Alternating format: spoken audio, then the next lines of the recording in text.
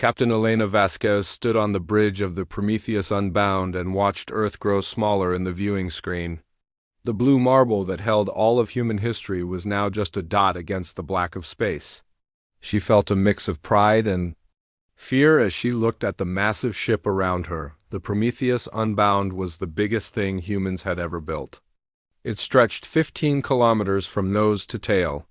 That was longer than most cities were wide. The ship carried enough weapons to destroy a planet and enough armor to survive almost anything the universe could throw at it. But that was not why.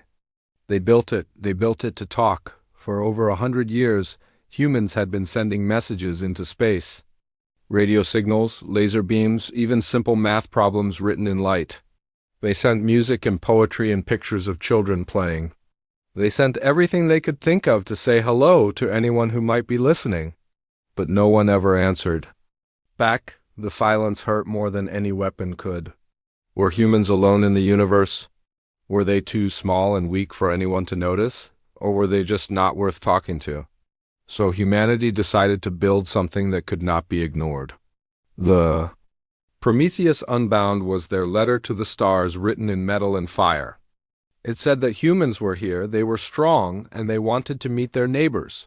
Elena walked along the bridge and looked at her crew. They were the best humans could offer, scientists who understood the deepest secrets of physics, diplomats who could make peace between enemies, soldiers who would die to protect innocent people, and engineers who could fix anything that broke in the dark between stars. "Status report," Elena said to her first officer. Commander James Park looked up from his station. "All systems green, Captain. We are on course for the edge of human space." "Estimated arrival in 72 hours, Elena nodded. The edge of human space was not very far compared to the size of the galaxy. Humans had only managed to build colonies around a few dozen nearby stars. It was a tiny bubble of life in an ocean of emptiness, but it was home. "Any response to our broadcasts?" Elena asked. "Nothing yet, Captain," said Lieutenant Sarah Chun, from the communication station. "But we are still sending on all frequencies. Music, mathematics, and basic greetings in every language we know." Elena smiled a little. Sarah was young but brilliant. She spoke 7 human languages and had created 3 new ones just for talking to aliens. Her station was playing soft classical music by batch. The notes drifted through the bridge like a gentle reminder of everything beautiful that humans had made. "Keep broadcasting," Elena said. "Someone might be listening." Deep in the ship's computer core, the artificial intelligence known as Athena was doing much more than anyone realized. Athena was not just managing the ship's systems. She was learning.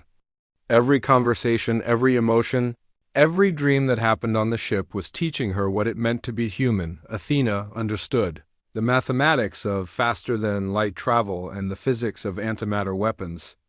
But she was still puzzled by why humans put windows in their spaceships just so they could look at stars.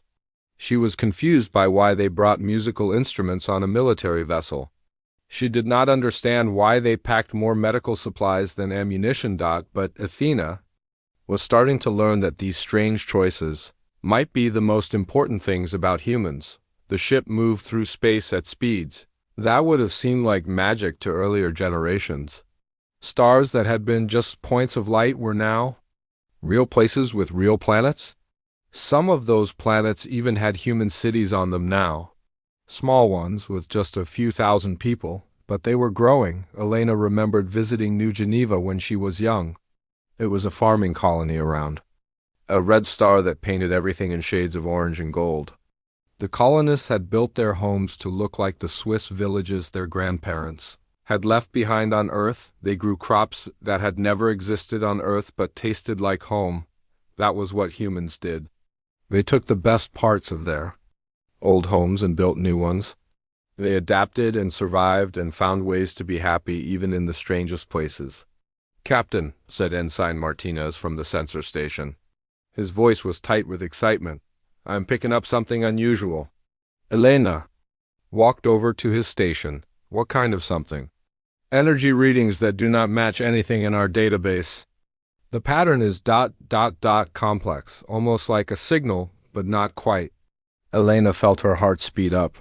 After 100 years of silence, even the smallest unusual reading felt like hope. "Can you locate the source?" "Working on it," Martinez said. His fingers moved quickly over his controls. "The signal is very faint. It seems to be coming from beyond the edge of our sensor range." "Athena," Elena said out loud. The AI could hear everything on the ship, but Elena always felt more comfortable talking to her directly. "What do you make of these readings?" Ena's voice came from speakers around the bridge. It was warm and female, carefully designed to put humans at ease. "The energy pattern is unlike anything in my database, Captain. However, I detect subtle quantum fluctuations that suggest advanced technology." Elena felt a chill run down her spine. Advanced technology meant someone had built it. Someone who was not human. "Could it be natural?" she asked. "The probability is less than 3%, Athena replied. "The pattern is too organized too. Purposeful. Something is creating this signal." Elena looked around the bridge at her crew. They were all watching her, waiting for orders. The weight of the moment pressed down on her shoulders. For the first time in human history, they might have found proof that they were not alone. "Change course," she said. "Take us toward that signal." "Aye, Captain," said Commander Park. He began entering new coordinates into the navigation system. Elena walked back to the center of the bridge and sat in her command chair. The Prometheus Unbound was more than just a ship. It was a symbol of everything humans hoped to become. They had built it large enough to impress anyone they might meet. They had filled it with their best people and their most beautiful art. They had armed it with enough weapons to fight a war, but equipped it with tools to build a civilization. More than anything, they had built it with hope. "Estimated time to signal source?" Elena asked. 16 hours at current speed, Park replied. Elena nodded. 16 hours to possibly change everything humans thought they knew about the universe. She wondered what they would find. Aliens who had been waiting to meet them? Ancient ruins left by a dead civilization? Or something else entirely? "All hands, this is the captain," Elena announced over the ship's communication system. "We have detected an unusual energy signature that may indicate non-human technology. We are changing course to investigate. This could be the moment we have all been working toward. Stay alert, stay professional, and remember that we represent all of humanity out here." She closed the communication channel and looked out at the stars again. Somewhere out there, something was waiting for them. Elena just hoped that when they finally met their neighbors, humanity would prove worthy of the meeting. The Prometheus Unbound turned toward the unknown signal and began the approach that would change everything. In her computer core, Athena made millions of calculations per second, preparing for every possible scenario. But even she could not predict what was about to happen. The universe was about to answer back. Hours passed slowly on the bridge. Elena tried to rest but found herself returning to watch the sensor displays. The mysterious signal was getting stronger as they approached, but it remained frustratingly unclear. Whatever was creating it was like nothing humans had ever seen. "Captain," Sarah Chung called from her station. "I am detecting something strange about our own broadcasts." "What do you mean?" Elena asked. "The classical music we have been transmitting? Something is reflecting it back to us. But the reflection is changed somehow, enhanced, as if something is listening and improving on what we send." Elena felt her pulse quicken. "Can you show me?" Sarah transferred her readings to the main screen. The display showed two wave patterns side by side. One was the batch piece they had been broadcasting. The other was similar but more complex, with additional harmonies woven through the original melody. "It is like someone is playing along with our music," Sarah said quietly. Elena stared at the display. For 100 years, humans had been singing into the dark, hoping someone would sing back, and finally, it seemed, someone was. The Prometheus Unbound moved through space toward the mysterious signal like a giant metal arrow shot into the dark. Captain Elena Vasquez had not slept in 18 hours. Every time she tried to rest, her mind raced with possibilities. What would they find? Who was playing music back to them across the void? Captain, you should see this, called Ensign Martinez from the sensor station. His voice carried excitement and fear in equal measure. Elena rushed to his station and looked. At the display, where empty space should have been, the sensors now showed something impossible. A perfect sphere hung in the darkness ahead of them. It was not made of metal or rock or any material that should exist. The sphere looked like someone had taken a piece of space itself and shaped it into a ball. How big is it? Elena asked. 3 kilometers across, Martinez replied. But Captain, that is not the strangest part. Look at this. He adjusted the sensors to show different types of energy. The sphere was not just sitting in space. It was bending space around itself, creating ripples in reality like a stone dropped in still water. The effect was beautiful and terrifying at the same time. Athena, Elena said. Analysis. The ship's artificial intelligence took several seconds to respond. For a computer that could think faster than any human, that was like an hour of deep thought. Captain, I am unable to classify this object using any known physics, Athena said. Her voice carried a note of uncertainty that Elena had never heard before. The material appears to be crystallized space-time. This should not be possible according to our understanding of the universe. Elena felt a chill run down her spine. If Athena could not understand it, then they were dealing with technology far beyond anything humans had imagined. Distance to the object? Elena asked. 2 hours at current speed, replied Commander Park from the navigation station. Elena made a decision that would change everything. Reduce speed to 1/4. All departments prepare for first contact protocols. This is not a drill. Throughout the ship, people stopped what they were doing and stared at each other. First contact protocols had been written and practiced for decades, but no one had ever expected to use them. The Prometheus Unbound carried linguists, anthropologists, and diplomats. It had gifts prepared for alien visitors and weapons ready to defend against hostile forces. But nothing had prepared them for this moment. Dr. Sarah Shun left her communication station and moved to the xenobiology lab. She was young for such an important position, but she had spent her entire adult life preparing for this day. Her lab contained every piece of equipment humans had invented for studying alien life. It also contained her most precious possession, a small music box that played lullabies her grandmother had sung to her as a child. Sarah believed that if they ever met aliens, the most important thing would not be science or politics. It would be showing them what made humans special.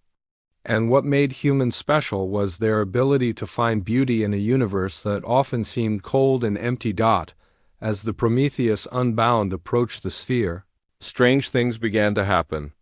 The ship's lights flickered in patterns that matched the music they had been broadcasting. The artificial gravity shifted slightly, creating a sensation like dancing. Even the air itself seemed to hum with energy. Captain, said Lieutenant Torres from the engineering station, the sphere is affecting our ship's systems, but not in a harmful way. It is like ... It is trying to communicate through our technology. Elena nodded. Can you establish any kind of communication link? I am trying, but this is unlike anything we have protocols for. The sphere seems to be responding to emotions as much as signals. Elena thought about that. Humans had always assumed that first contact would involve mathematics or simple pictures. They had never considered that aliens might be interested in feelings and dreams. On the bridge, the air began to shimmer like heat waves rising from hot pavement. But the temperature had not changed. Something else was happening. The shimmering formed patterns that looked almost like writing, but in no language anyone recognized. Athena, are you recording this? Elena asked. Yes, Captain. I am also detecting something else. The sphere appears to be scanning our ship, not just the hull and systems, but somehow looking at the people inside. It is reading our thoughts and emotions. Elena felt exposed and vulnerable. The idea that something alien was looking into her mind was frightening. But she also felt something else, hope. If the sphere was interested in their thoughts and feelings, maybe it wanted to understand them rather than hurt them. All hands, this is the captain, Elena announced over the ship's communication system.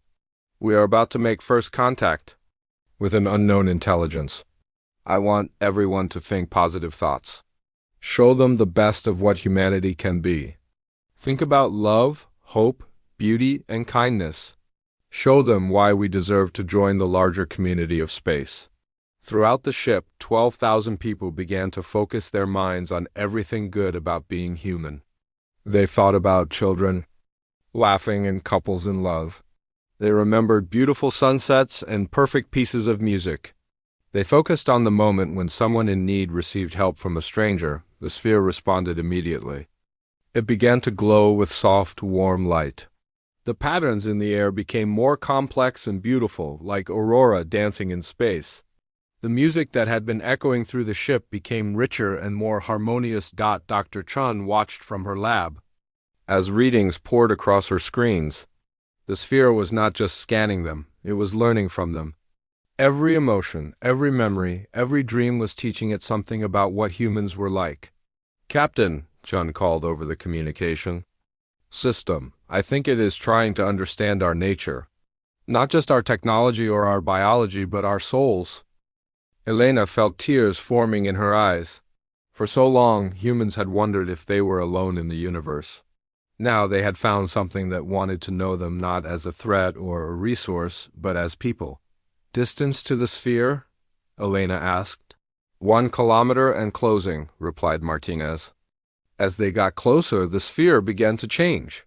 Its perfect surface rippled like liquid mercury. Sections became transparent, revealing complex structures inside that looked like cities made of light.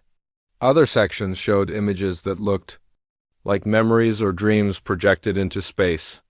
Captain, said Athena, I am detecting massive energy buildups inside the sphere. But the pattern suggests creation rather than destruction. It appears to be building something. Elena gripped her command chair. Building what? Unknown. But the energy signature is unlike anything we have ever seen. The power levels are extraordinary. The Prometheus Unbound came to a stop 100 meters from the sphere. At this distance, they could see details that took their breath away. The sphere was not a simple object.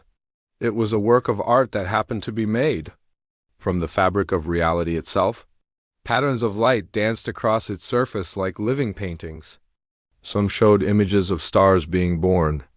Others showed glimpses of worlds covered in strange cities. Captain, whispered Sarah Chun, look at section 7 of the sphere's surface. Elena looked at the main screen and gasped. One section of the sphere was showing images of Earth, but not Earth as it was now. The images showed Earth's history, the first humans learning to use fire. The building of the pyramids, the invention of music, the first steps on the moon, the launch of the Prometheus Unbound itself. It knows about us, Elena said. It has been watching us. The implications hit everyone on the bridge at the same time. This sphere, this impossible object, had been observing human civilization for who knew how long. It had seen them grow from cave dwellers to space travelers. It had watched them create art and music and literature. It had been waiting for them to become worthy of contact. Captain, said Commander Park, I am reading massive energy spikes from deep space, multiple sources. Very distant, but getting stronger. Elena felt her heart stop. How many sources? Thousands, maybe tens of thousands, all across the galaxy. Elena stared at the sphere floating outside their ship. It was not alone. Across the galaxy, other watchers were stirring. The sphere was not just making contact with humanity. It was announcing them to something much larger. Captain, said Athena, I am detecting organized signals coming from the distant energy sources. They appear to be communications between the various objects. The content is beyond my ability to decode, but the pattern suggests they are discussing us. Elena felt the weight of the moment pressing down on her. Humanity had been searching for alien life for over 100 years. Now they had found it, and it was far more than they had ever imagined. They were not just meeting one alien intelligence. They were being introduced to a galactic community that had been watching and waiting for them to prove themselves worthy. The sphere began to pulse with gentle light. The music echoing through the ship changed, becoming something that sounded like a greeting mixed with a question. It was asking something, but Elena could not understand what. "Dr. Chun," Elena called. "Any ideas on how to respond?" Sarah thought for a moment, then smiled. She activated the ship's external speakers and began to play the music box from her lab. The simple lullaby that her grandmother had sung filled the space around the Prometheus Unbound. The sphere's response was immediate and overwhelming. Light exploded across its surface in patterns of joy and recognition. The distant energy signatures from across the galaxy began to pulse in harmony with the simple human song. "Captain," whispered Martinez, "I think they like us." Elena smiled through her tears. After 100 years of silence, the universe was finally singing back. And it was singing lullabies. The sphere began to change in ways that made no sense to human science. Its perfect surface rippled and flowed like water, but water that remembered being solid.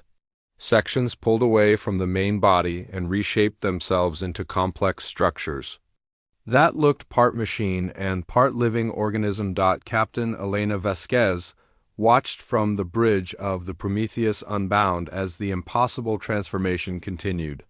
The sphere was becoming something else. Something larger and more complex than anything humans had ever imagined. "Captain," said Ensign Martinez from the sensor station, "the object is now 15 kilometers long and growing. It appears to be constructing additional sections from raw space-time." Elena felt her mind struggling to accept what she was seeing. The alien construct was building itself out of nothing, pulling matter and energy from the empty space around it. This was technology that belonged in fairy tales, not in the real universe. "Athena," Elena said. "Analysis." The ship's artificial intelligence took longer than usual to respond. "Captain, I must confess that my analysis capabilities are being stretched beyond their limits. What we are witnessing appears to violate several fundamental laws of physics. However, I detect patterns that suggest the construct is preparing some form of interactive environment." "Interactive environment?" Elena asked. "Yes, Captain. It appears to be creating a space designed for communication and testing." Elena felt a chill run down her spine. Testing was not a word she wanted to hear when dealing with aliens, who could reshape reality with their thoughts. The construct finished its transformation and hung in space before them like a living city. Its hull was transparent in places, showing vast chambers filled with soft light. Other sections pulsed with energy patterns that looked almost like breathing. It was beautiful and alien and more than a little frightening.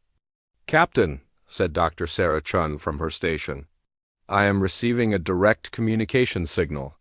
Not radio or laser, but something that seems to bypass our equipment entirely.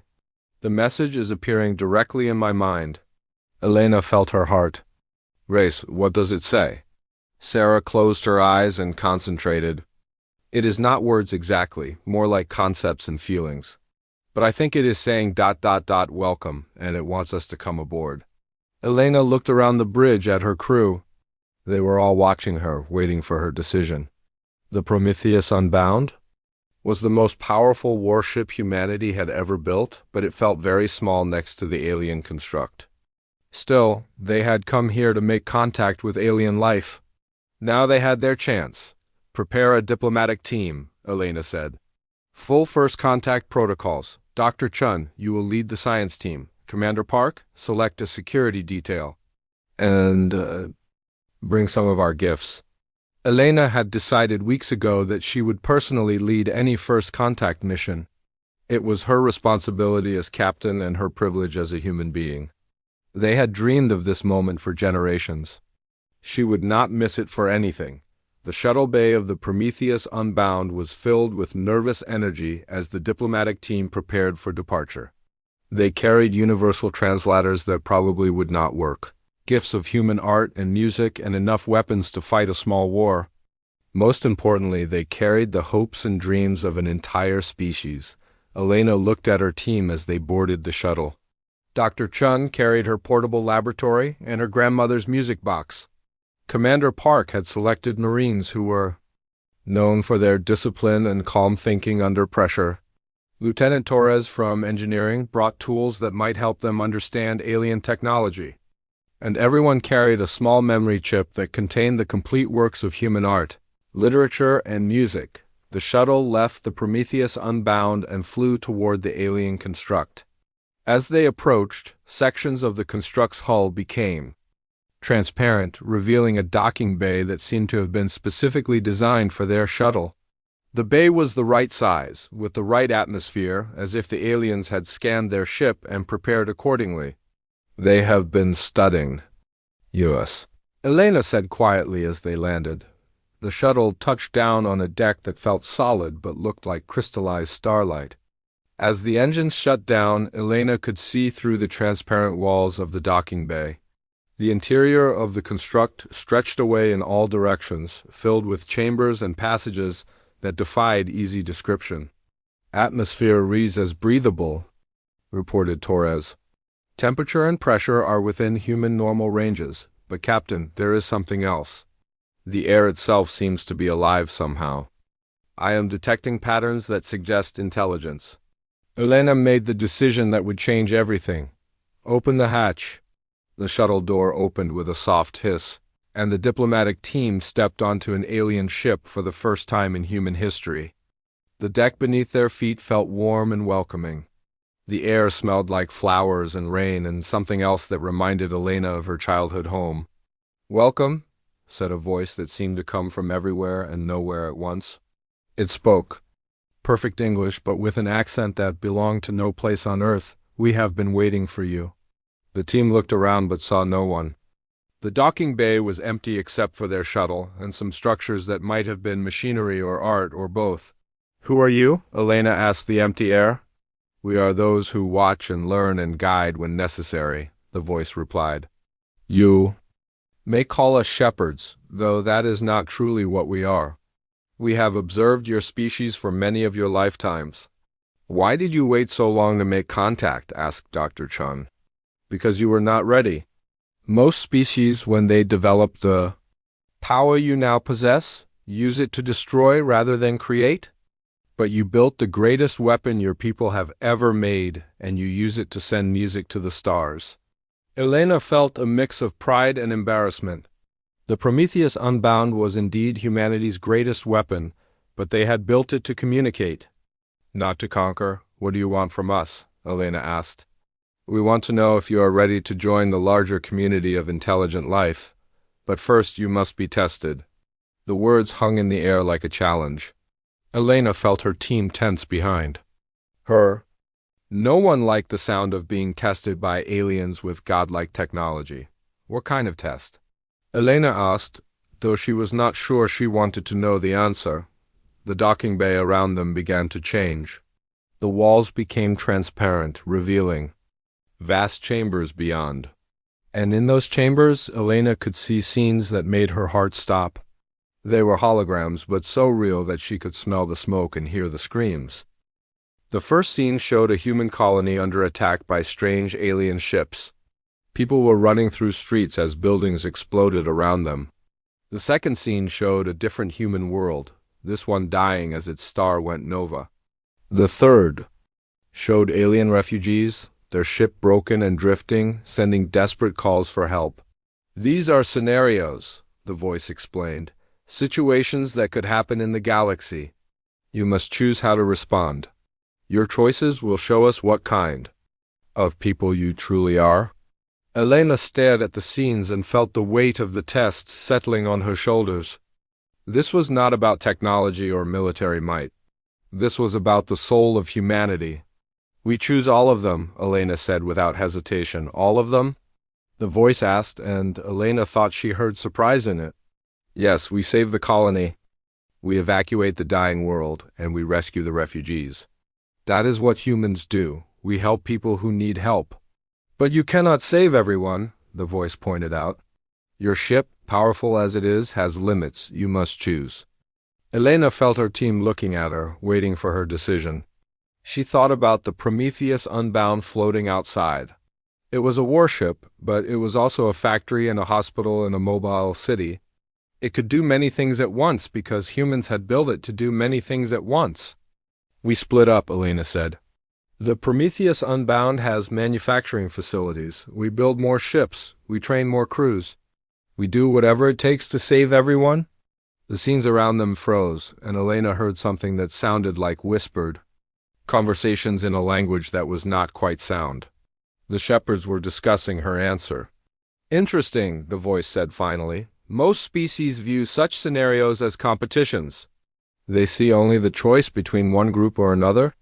You see an engineering problem to be solved.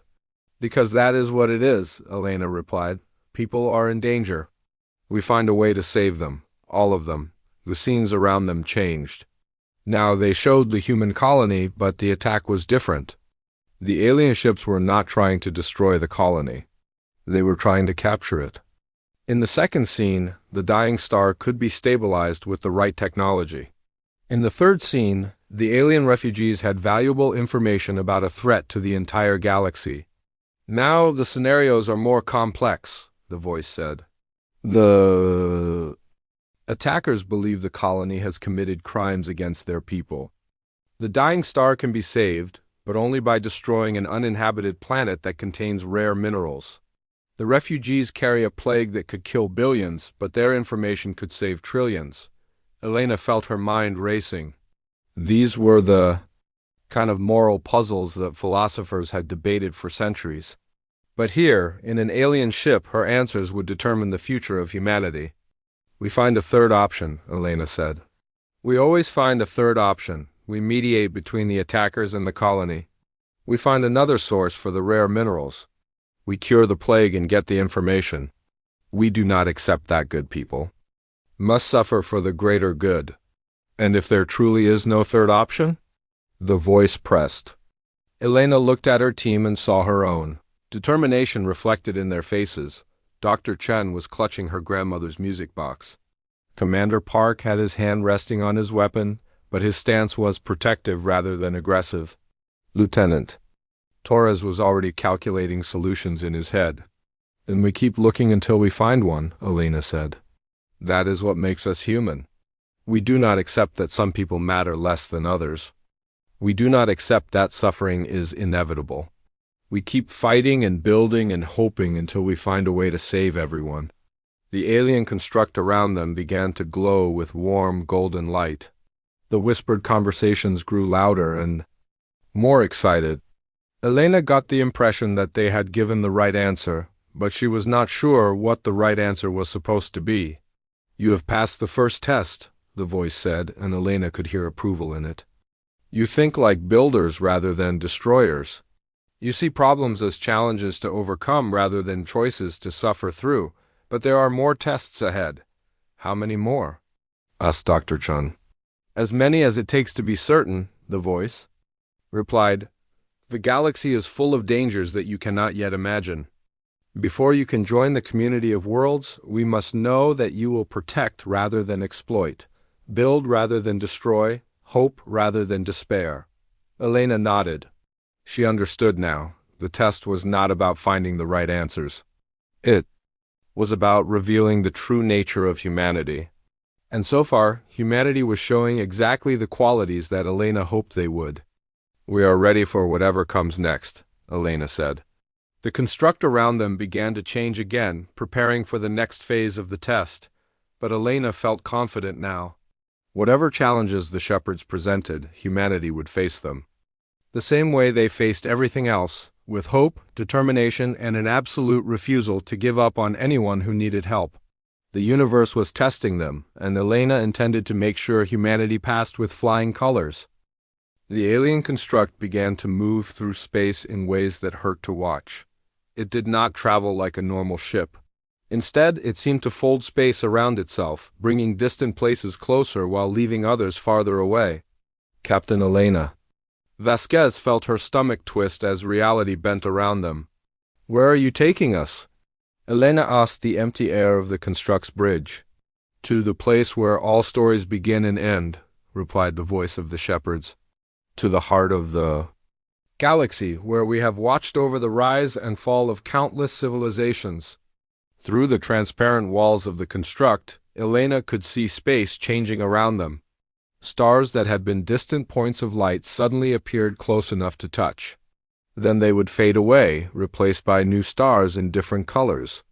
The Prometheus Unbound followed behind them, its human crew no doubt as confused as Elena felt. Dr. Sarah Chun was scanning everything with her portable equipment, but the readings made no sense. "Captain," she said quietly, "according to my instruments, we just traveled 10,000 light years in the space of a heartbeat, but that should be impossible." "Many things are impossible until you learn how to do them," the shepherd voice said with what sounded like amusement. "Your species will understand in time. For now, simply observe and learn." Commander Park stood near the wall, his hand resting on his weapon out of habit rather than need. "Captain, I do not like being taken somewhere without knowing the destination or purpose." Elena understood his concern, but she also knew they had little choice. The shepherds could have destroyed the Prometheus Unbound without effort if they wanted to harm humans. Instead, they were being given a tour of wonders beyond. "Imagination, we go where they take us," Elena said, "and we learn what they want to teach us." The construct finally stopped moving, and Elena gasped at what she saw outside.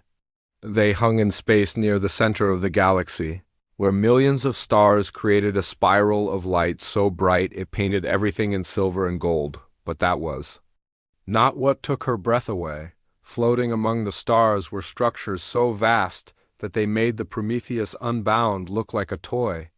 Some were clearly artificial, built from materials that gleamed like metal but flowed like water. Others seemed to be made from light itself, shaped into towers and domes that existed without any solid foundation. And everywhere, as far as Elena could see, there were ships. Not human ships, but vessels that belonged to dozens of different species. Some were sleek and graceful like dolphins swimming through space. Others were geometric and precise, all angles and purpose. A few looked like they had grown rather than been built, with organic curves and surfaces that pulsed with life. "Welcome to the heart," the shepherd voice said. "This is where we gather the memories of every species that has ever reached for the stars." Elena stared at the incredible sight and felt very small. "How many species are there? In this galaxy alone? Thousands? Across the universe? More than your mathematics have names for. But most never learn to travel between stars.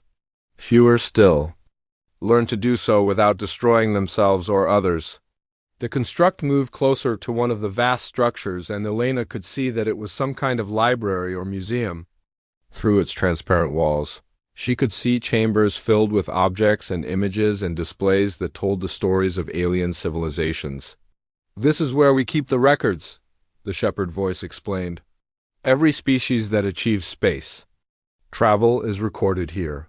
Their art, their science, their dreams, their failures, all of it is preserved so that their stories will never be forgotten." Elena felt a chill as she understood the implications.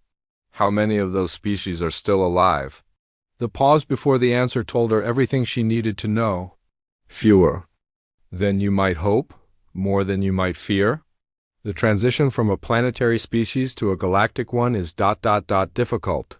Most civilizations destroy themselves before they can join the community of worlds." Dr. Chun looked up from her equipment. "What do you mean, destroy themselves?" "Power corrupts, Dr. Chun. When a species develops the ability to travel between stars, they also develop the ability to destroy planets. The temptation to use that power for conquest rather than exploration is often too strong to resist." Elena thought about the weapon systems on the Prometheus Unbound. The ship could indeed destroy a planet if it wanted to, but humans had built it to carry music and art and hope to the stars instead.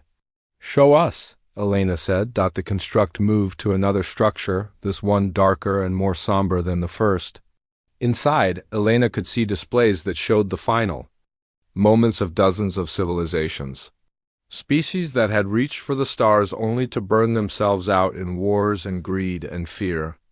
The Zephyrians built ships that could reshape matter itself. the shepherd voice narrated as images played in the air around them. They used that power to turn their enemies' worlds into weapons against each other. Now only this record remains of their empire. Another image showed a species of insectoid creatures with beautiful, delicate wings. The Hive Queens of Androlius created a perfect society where every citizen knew their place and purpose. But when they met other species, they could not accept that different ways of life might also be valid. They tried to force the galaxy to conform to their vision of perfection. Elena watched civilization after civilization destroy itself through pride, fear, or simple inability to see other species as equals. It was heartbreaking and terrifying at the same time. "Why do you show us this?" Elena asked. "Because you need to understand what you are joining," the voice replied. "The galaxy is not empty, Captain Vasquez. It is full of life. But it is also full of dangers that young species cannot yet comprehend. Before you can take your place among the stars, you must prove that you will not become another cautionary tale." Commander Park stepped forward. "What makes you think we are different?" "Because of what you built," the voice said, and Elena could hear something like wonder in it. "Every species we have observed follows the same pattern. First they develop weapons to fight each other. Then they develop ships to carry those weapons to other worlds. Finally, they use those weapons to take what they want from weaker species." The construct moved again, taking them to a new location where Elena could see ships under construction. But these were not warships. They were exploration vessels, hospital ships, mobile colonies designed to help rather than harm. "But you built the most powerful warship your species has ever created," the voice continued, "and you used it to broadcast Beethoven's symphonies to empty space. You filled it with diplomats and scientists and artists instead of soldiers and conquerors. You armed it with enough weapons to destroy worlds, but you also equipped it with tools to build new ones." Elena felt tears forming in her eyes. "We just wanted to say hello." "Yes," the voice said, and now it sounded almost human with emotion. "You wanted to say hello. Do you know how rare that is, Captain? How precious." The space around them filled with new ships, and Elena realized she was seeing representatives from dozens of different species. They had been waiting, watching from a distance as the humans passed their tests. "Most species announce themselves to the galaxy by attacking someone," the voice explained. "They want to show their strength, to establish dominance.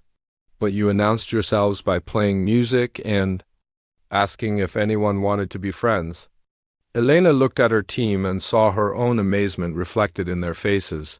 Dr. Chun was recording everything, her scientific mind trying to process the implications of what they were seeing.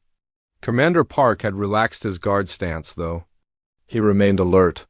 Lieutenant Torres was staring at the alien ships with the wonder of an engineer seeing impossible technologies. "We have watched your species for many of your generations," the voice continued. "We have seen you fight terrible wars but also make peace with former enemies. We have seen you develop weapons of mass destruction, but also use your technology to heal diseases and feed the hungry. We have seen you make mistakes, but also learn from them." Elena thought about human history with all its beauty and horror. They had indeed made terrible mistakes, but they had also produced great art and acts of incredible kindness. "Most importantly," the voice said, "we have seen you change. Other species tend to become locked in patterns of behavior that they cannot escape. But humans continue to grow and adapt and become better than they were." A new ship approached the construct, this one clearly built by the shepherds themselves. It was a vessel of impossible beauty, made from materials that seemed to be composed of crystallized time and space. Elena could see figures moving inside it, but they were so strange that her mind could not quite process what she was looking at. "Are you ready to meet us properly?" the voice asked. Elena looked at her team one more time, then at the incredible scene of galactic civilization around them. Humanity had spent so long wondering if they were alone in the universe. Now they knew not only that they were not alone, but that they were being invited to join something wonderful and vast and full of possibilities. "Yes," Elena said, "we are." "Ready?" The shepherd ship docked with their construct, and Elena heard the soft hiss of airlocks connecting. A doorway appeared in the wall that had been solid moments before, and through it stepped beings that looked like they were made from starlight given form.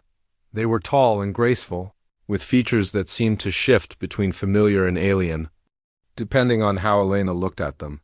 But their eyes were kind, and when they spoke, their voices carried the warmth of parents welcoming children home. "Captain Elena Vasquez of the human species," the lead shepherd said, "on behalf of the galactic community, we welcome you to the larger universe. Your species has passed the tests and proven worthy of joining us among the stars." Elena felt the weight of history settling on her shoulders.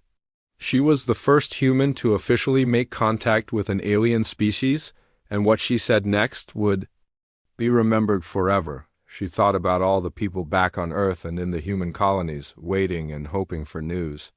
She thought about the Prometheus Unbound and its crew, who had traveled so far to reach this moment. She thought about all the dreams and songs and stories that humans had sent into space, hoping someone would hear them. "Thank you," Elena said. "Simply, we have been waiting a very long time to meet you." The shepherd smiled, an expression that somehow translated across the vast differences between their species. "And we have been waiting even longer to meet people like you. Welcome home, Captain. Welcome to the galaxy." Around them, ships from dozens of worlds began to signal their greetings, and Elena realized that humanity was no longer alone. They had found their place among the stars at last. 6 months after first contact, Captain Elena Vasquez stood on the bridge of the Prometheus Unbound and watched Earth grow larger on the viewing screen. The blue and white planet looked exactly the same as when they had left, but everything else had changed. Humanity was no longer alone in the universe. The journey home had taken much longer than expected, but not because of distance. The shepherds had insisted on showing the human crew dozens of inhabited worlds. They visited crystal cities that sang in harmony with their planet's magnetic field. They saw ocean worlds where intelligent creatures lived in floating islands of coral and metal. They met species so different from humans that communication required machines to translate not just words, but entire ways of thinking. "Captain," said Dr. Sarah Chun from her station, "Earth Traffic Control is requesting permission to approach." "They want to confirm our identity," Elena smiled. After everything they had seen and learned, it felt strange to need permission to visit their own home planet, but she understood the caution. The Prometheus Unbound was returning with technology and knowledge that would change everything. "Tell them this is Captain Elena Vasquez of the Terran Deep Space Navy, returning from extended patrol with important discoveries, and tell them we are not alone."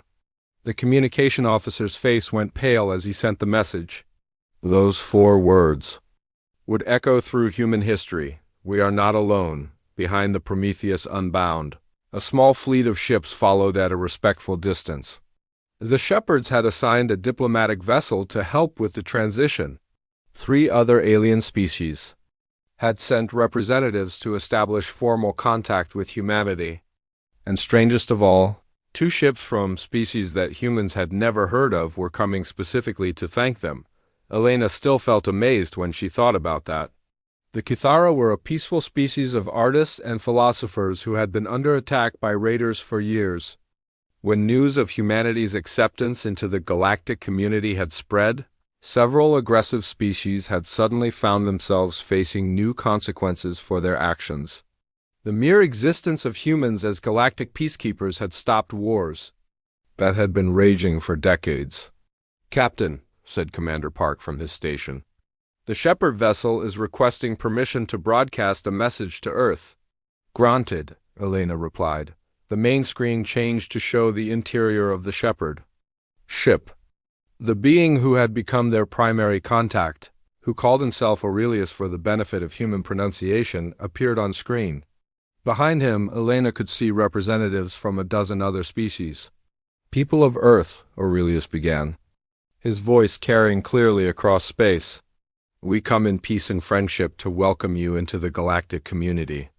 Your children have proven themselves worthy through their courage, wisdom, and compassion.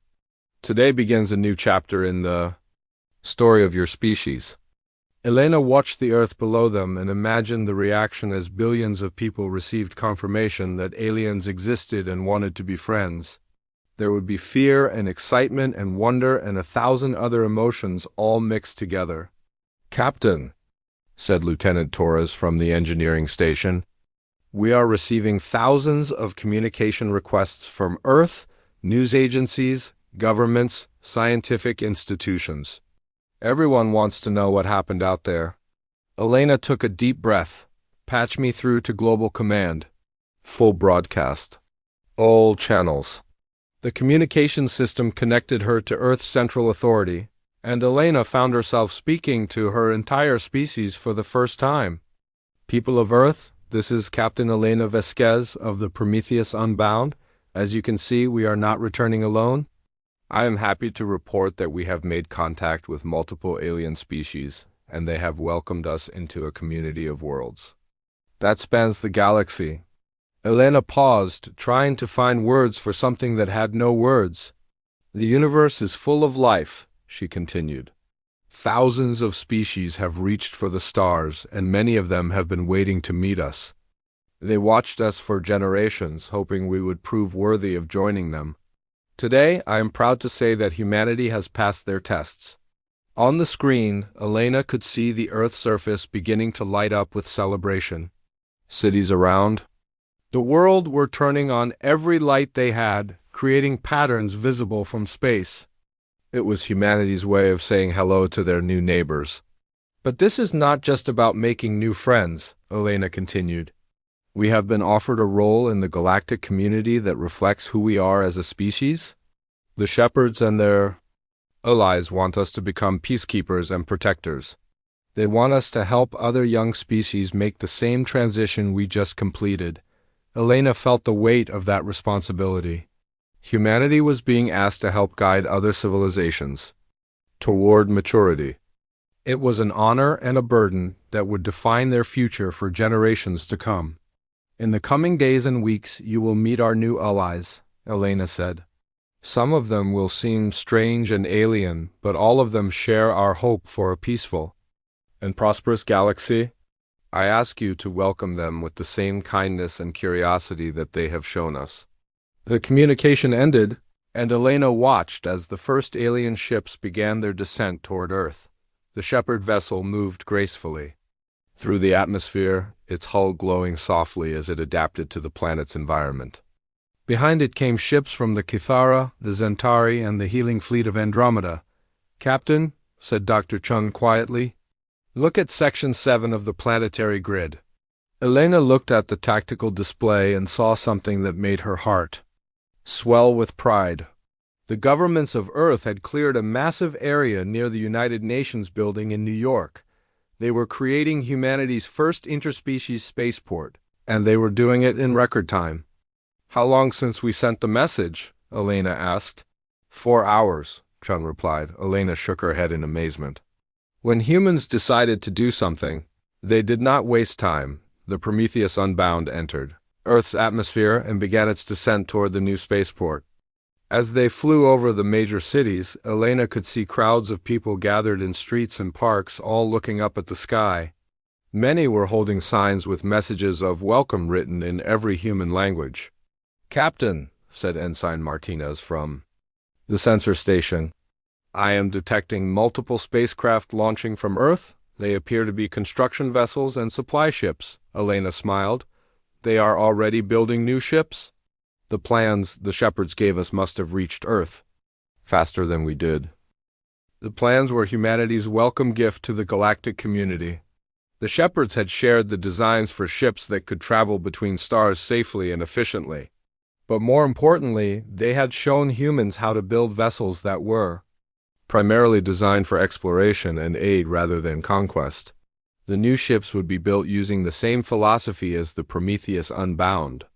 They would be powerful enough to defend themselves and others, but their primary purpose would be to explore the galaxy and help species in need. As the Prometheus Unbound touched down at the spaceport, Elena could see that thousands of people had gathered to welcome them home. But they were not the only ones waiting.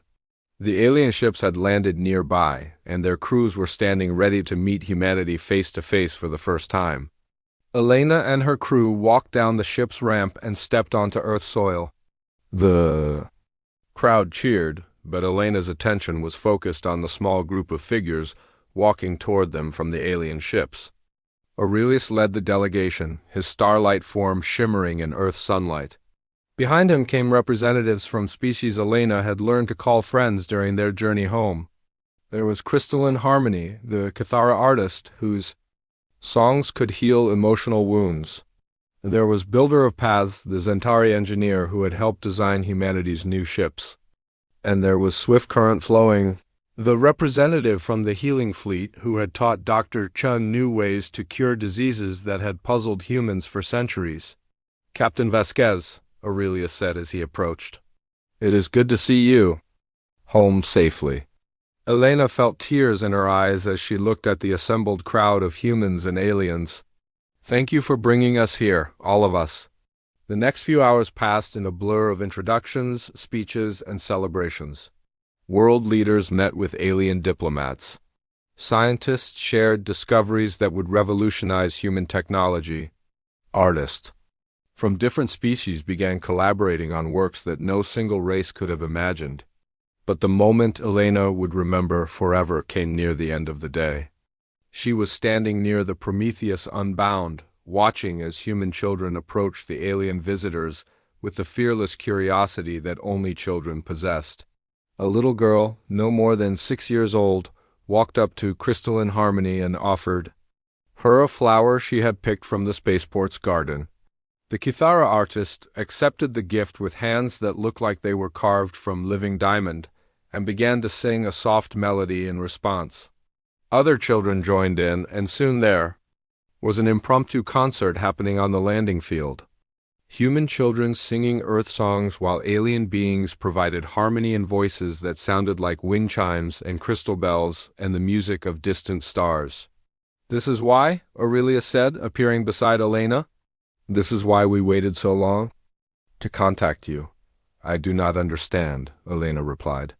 "Most species, when they meet aliens for the first time, react with fear or suspicion or thoughts of conquest," Aurelius explained. "But your children see new friends and want to share flowers and songs. This is the hope that the galaxy has been waiting for." Elena watched the children and aliens making music together and understood. Humanity's greatest strength was not their technology or their weapons or even their determination. It was their ability to see strangers as potential friends rather than threats. "What happens now?" Elena asked. "Now you begin the real work," Aurelius replied. "There are dozens of species that will achieve interstellar travel in the next few years. They will need guidance and help to avoid the mistakes that have destroyed so many others. The galaxy needs teachers and protectors and friends." Elena looked up at the sky, where new stars were becoming visible as Earth's sun set. Somewhere among those stars were worlds full of beings who were just beginning to reach for space. They would need help making the transition from planetary species to galactic citizens. "We will be ready," Elena said. 6 months later, Elena stood on the bridge of the newly commissioned Friendship's Dawn, watching as her ship approached a small yellow star where radio signals indicated intelligent life. This would be humanity's first independent first contact. Mission and Elena felt the familiar mix of excitement and responsibility. "Captain," said the communications officer, "we are receiving signals from the third planet. Music and mathematical sequences. They are trying to say hello." Elena smiled. "Then let us answer them. Broadcast our standard greeting and prepare to launch the cultural exchange package." On the screen, Elena could see the small blue-green world where another species was taking its first tentative steps toward the stars. Soon, they would learn that they were not alone and that the galaxy was full of friends waiting to welcome them home. The Prometheus Unbound had been built as humanity's message to the universe. It had said that humans were here, they were strong, and they wanted to meet their neighbors. The universe had answered with friendship and welcome and an invitation to join something wonderful. Now it was humanity's turn to answer when other species called out to the stars, hoping someone would hear their songs and respond with kindness. The galaxy was vast and full of wonders, but it was no longer empty or silent. Humanity had found their purpose among the stars, to be the voice that answered back when someone sang into the darkness, hoping they were not alone.